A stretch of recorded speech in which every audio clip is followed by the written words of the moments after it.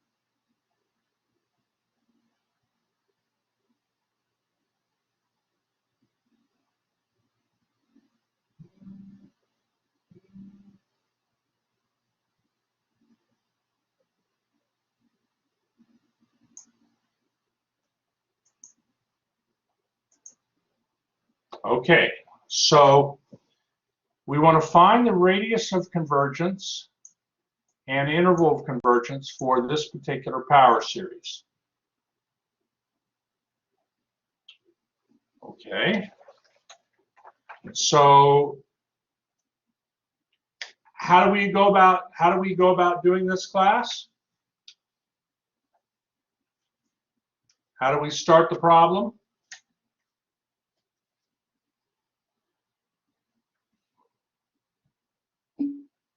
The ratio test. That's right, Lepine. So our nth term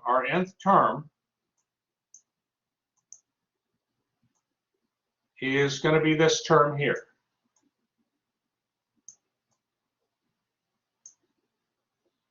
Okay, so we go forward. Here's the nth term. And, you know, again, we're going to look at the limit of the ratio of the n plus first term to the nth term as n goes to infinity. Again, the n plus first term just means put in n plus 1 wherever you see n in your term. So you can see here, you know, I have an n plus 1 here, because that's where the n was here. I have an n plus 1 here, because that's where the n was here. And then I have a 2 times n plus 1 plus 1, because I had a 2n plus 1 here. Wherever I see an n, I substitute an n plus 1.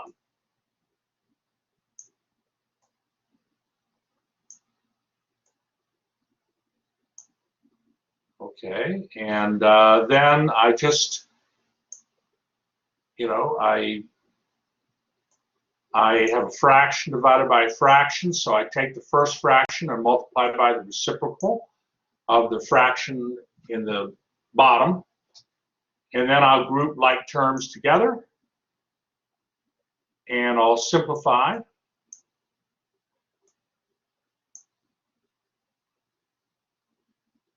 Okay, let me give you a moment to catch up here.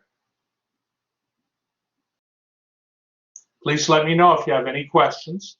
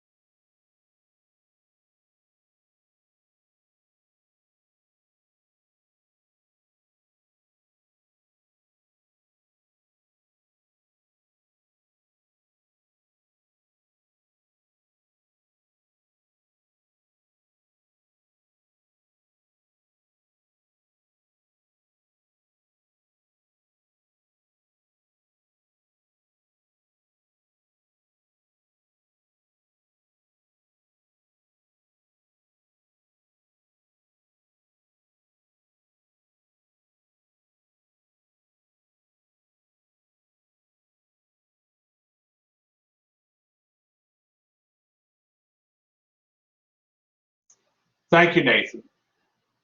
So,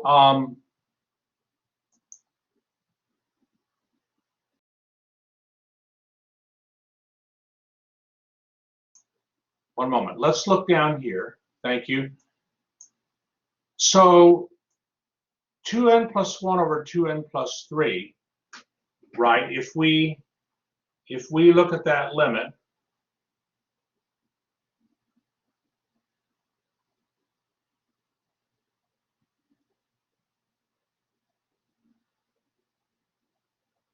right? We can just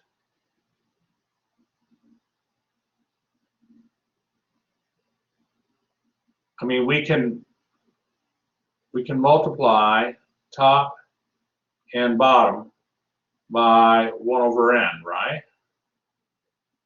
And so this would give us then 2 plus 1 over n here in the numerator, and 2 plus 3 over n in the denominator.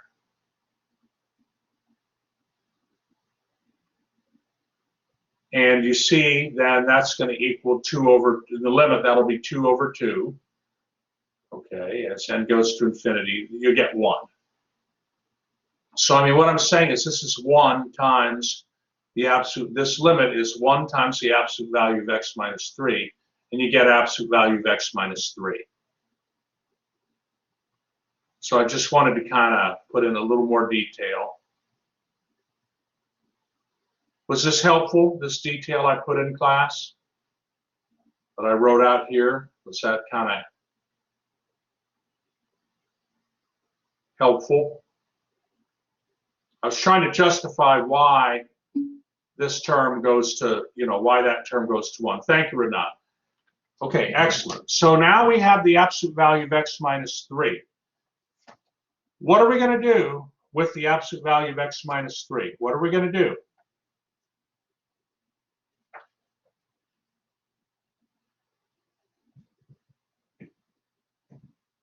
We have our ratio in the limit. We have our ratio. It's the absolute value of x minus 3.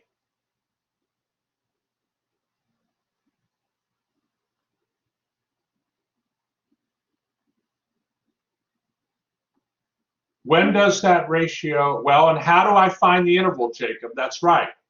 How do I find the interval? I have to take this ratio, okay, this ratio in the limit. So what this is saying is this power series that I have, as you go out into the power series, as n gets large and you look at terms out in the power series, when you take a term and divide it by the previous term, the ratio is going to be the absolute value of x minus 3, when you look at the absolute value of the ratio of the terms. We are interested when the absolute value of x minus 3 is what for convergence? We are interested in when that common ratio is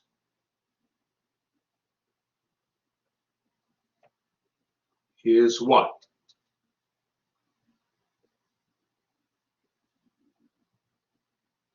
To find my x values for which the power series converges, I have to take, by the ratio test, I take the common ratio and set it less than what number? Less than 1. That's right, Renard. That's right, Nathan. And that's what we do. So by the ratio test, our series will converge when the absolute value of x minus 3 is less than 1. Well, if the absolute value of x minus 3 is less than 1, then x minus 3 is greater than negative 1 and less than 1.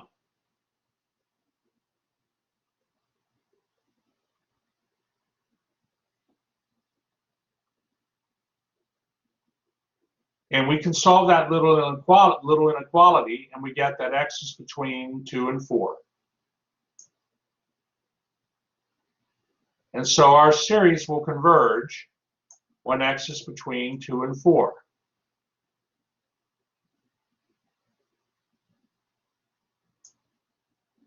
And it'll naturally diverge. Our power series will diverge when x is greater than 4 or x is less than -2.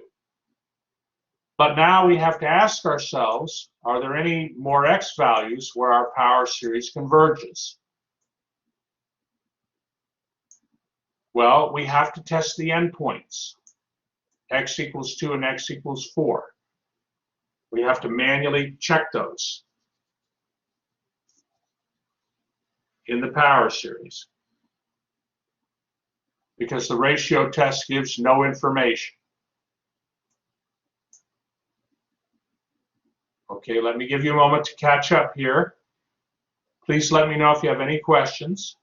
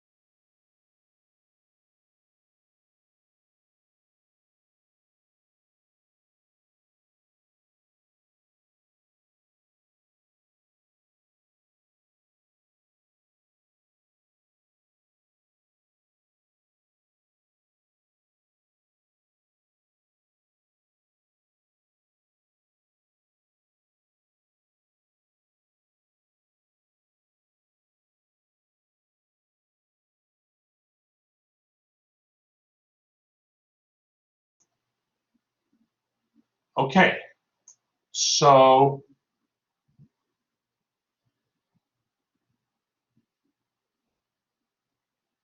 now we will substitute in. Let's check x equals 2 first. Let's substitute that in the power series. Let me know when you're ready to go to the next page, everybody. Give me a thumbs up. I'm just thinking of one question. I see in the book that there's a problem very similar to this. Okay. So the results, I guess, are probably very similar. At least the radius of convergence or whatever is similar. So I'm wondering, is there ways that we can simplify this before we start using the ratio test? No, this is how it has to be done, at least to my knowledge. This is how you have to use the ratio test. I mean, the power series, you can't really simplify that. I mean, it's just they give you the power series. You just have to apply the ratio test on it and then kind of see what happens. There's no other way that I'm aware of. There's no pattern. Yeah, you have to be careful about patterns. There's no one size fits all kind of thing on these problems. You have to get your hands dirty and test the endpoints. Yeah, good question. So look, I'm going to put in x equals 2 here into the power series. Let me write the power series down here again on this page, just so as a reference. I mean, here was the power series.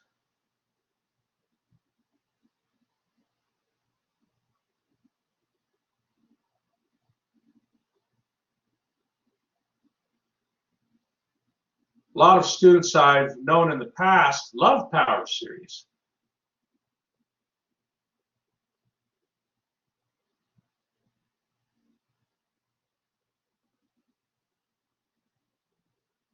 So there's the power series. And we are substituting in for x the 2.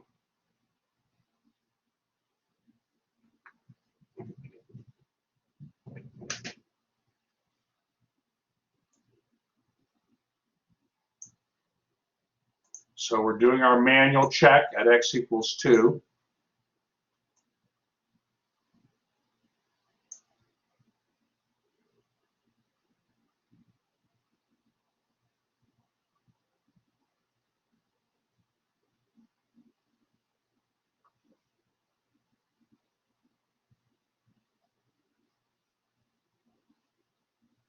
And you really have to go through and do the simplification of the series then, okay, in order to get the to get the final, like the series. So when x equals 2, our power series becomes the series where n equals 0 to infinity of 1 over 2n plus 1. Oh, how are we going to, now what's that do? What's that do as n gets large? Well, we can use the limit comparison test.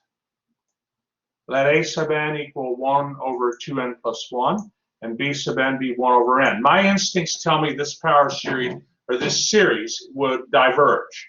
So I'm going to basically do a limit comparison test of this series with the harmonic series. That's why I'm letting b sub n equal 1 over n.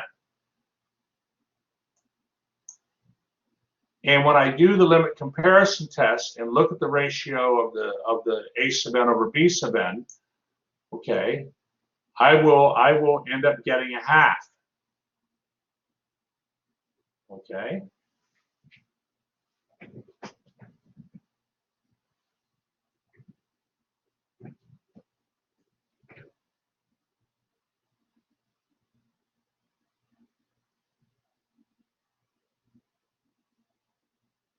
If we multiply by 1 over n, the top and the bottom here,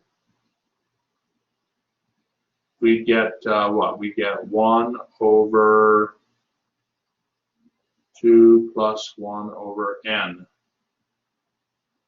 And so we get a half in the limit.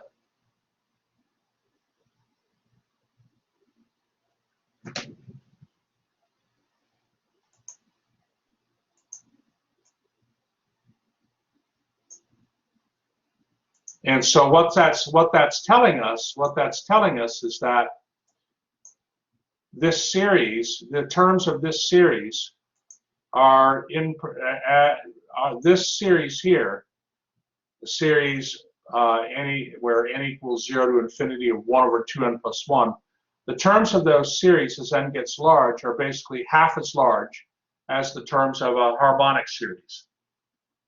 And since a harmonic series diverges,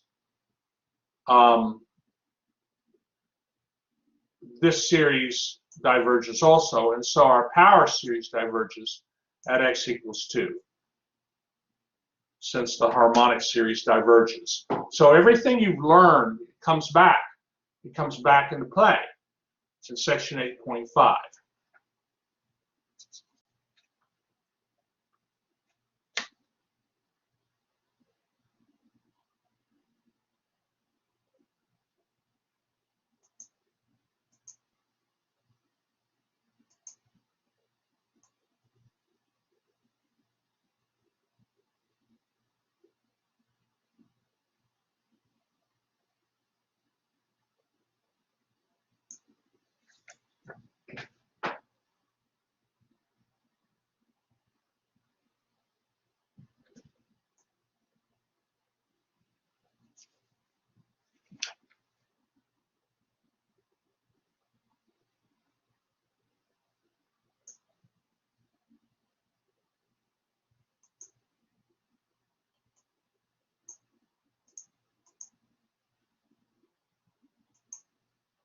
Okay.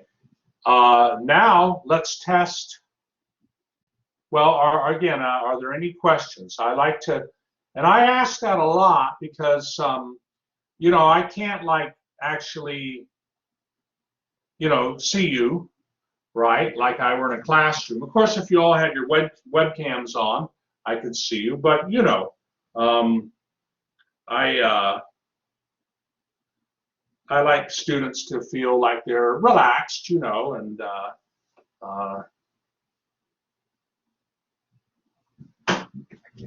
so you know, that's fine.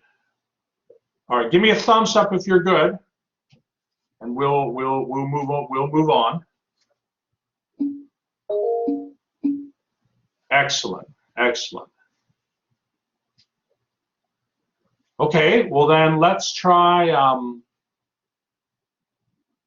Let's see. Let's test the power series out when x equals -2. Okay, or I'm sorry, x equals 4, right? Right, because right, x equals 4 is the other value. So, okay, here we go. I'm going to put 4 in the power series. There it is. And we get this series here. That's going to converge, that series. -1 to the series starting at n equals 0 to infinity, -1 to the nth power over 2n plus 1. That's going to converge by the alternating series test. The terms of that series are decreasing in value. I mean, if you take the absolute value of the terms, they're decreasing in value and they approach 0. So by the alternating series test, that series converges. And so our power series will converge at x equals 4. And this means then that the interval of convergence for our power series is this interval here. Open at 2, not including 2, but including 4. And there's a picture of it below.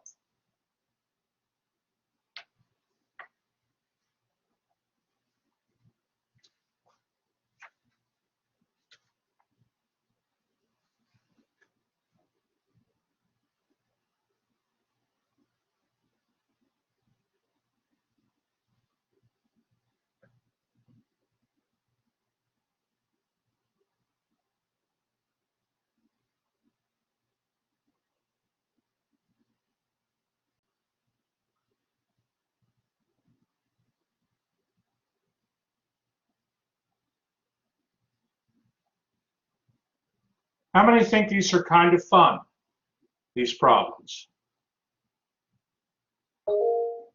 Okay, Nicole's liking it. Jacob's liking it.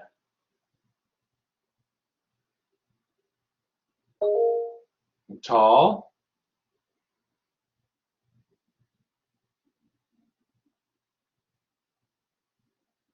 Wow, just 3 people? I hope. Can we have maybe 5 people like it? All right, Maria, thank you. And Thomas. This is going to be a big part of your life here. For Leping, excellent. And Nabidar, all right. This is actually so important, what you're learning. What you're going to learn, you know, in the remainder of chapter 8 is you're going to see it in other classes. If you go to graduate school, you'll see these power series in graduate school. You'll see them. They're just everywhere, you know. Because ultimately we're going to want to take a function and write it as a power series, and that'll allow us to do things with the function. Like for instance, we could like, if we wanted to integrate the function but we couldn't get an antiderivative, well, we could integrate its power series. You see, because power series is usually well, you'll see what I mean.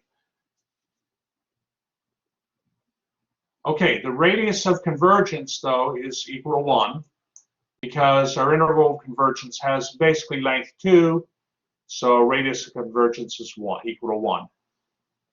And I will mention just as a final note here on this problem the next page. I mean, we're done with the problem.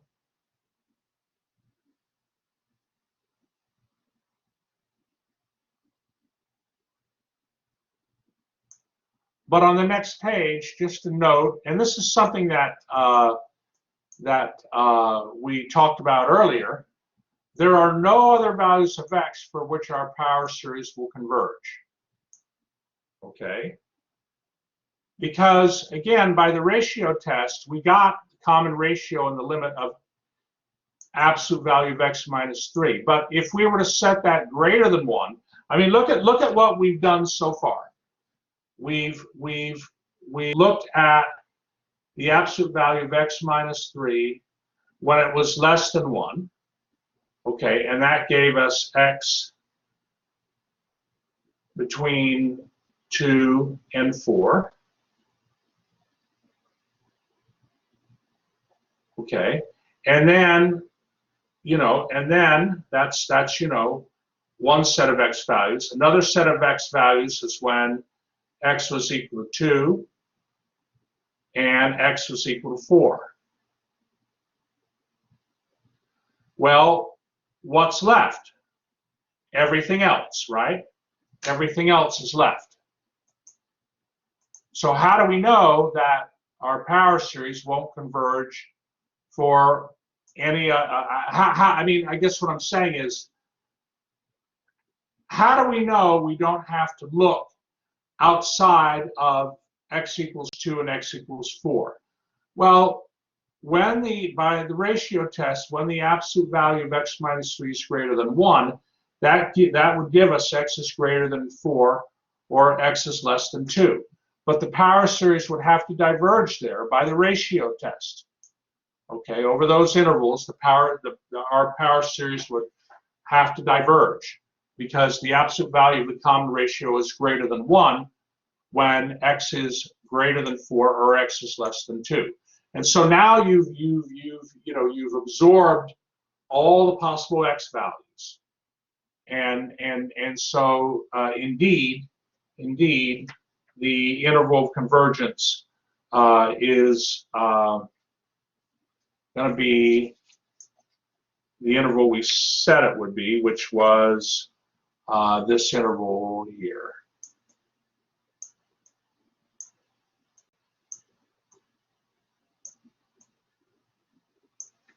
Okay.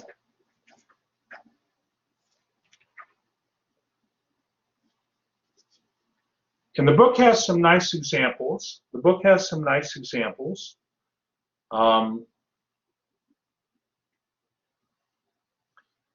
Maybe I'll just let me bring up the ebook for a moment here.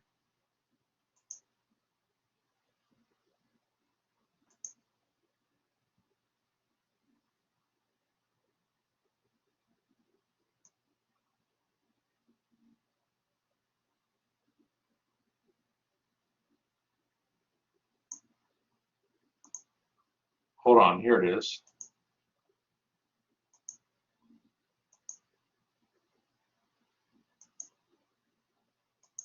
Wait, I got to get back in the ebook.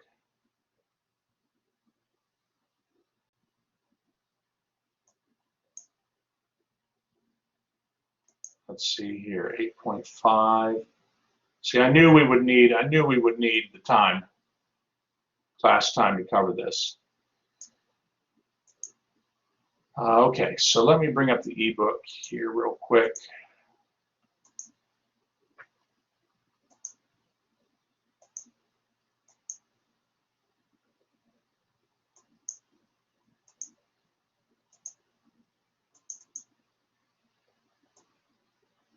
So this is just an example. They did some examples also. They do some examples in the book.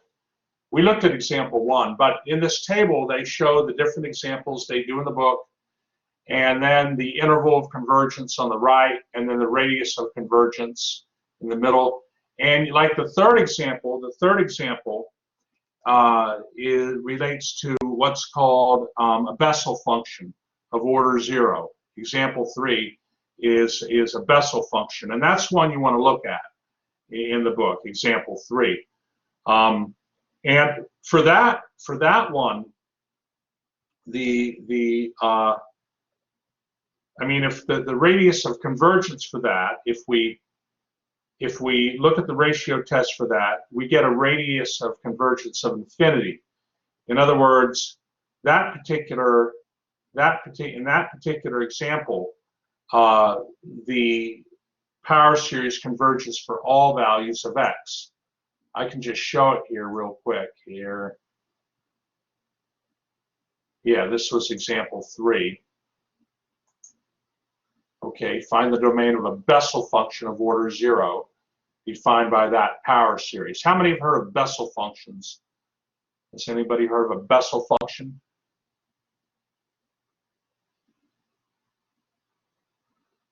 All right, well, you know, they use the ratio test, and they use the ratio test to, and in this case, the x squared divided by the 4 times n plus 1 quantity squared there, that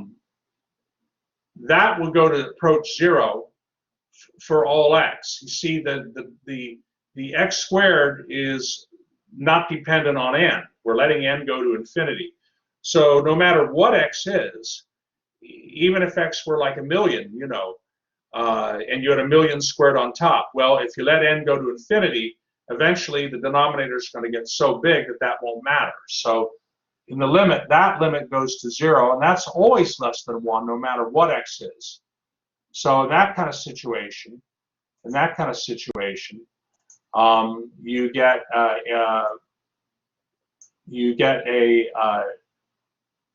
hold on here. You get a interval of convergence that's all real numbers. And that's actually very nice when that happens. It means the power series can be, it's usable for all real numbers. It says here in the book that the Bessel function was named after German astronomer Friedrich Bessel, who lived from 1784 to 1846. The functions first arose when Bessler, let me see here, if I can find the little reading here.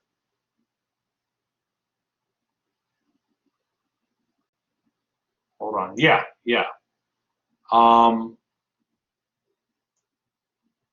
This information right here. So they say we'll see that the main use of a power series is that it provides a way to represent some of our most important functions that arise in math, physics, and chemistry. Okay, and the Bessel function was named after German astronomer Friedrich Bessel, and that's the function that I just showed you in example 3.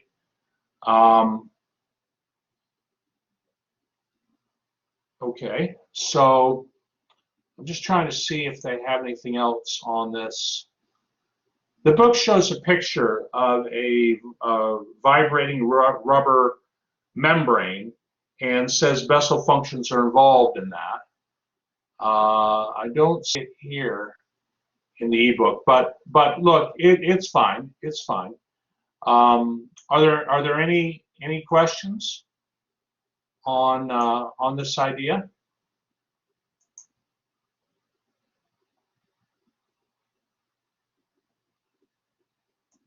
Okay, let me stop the recording.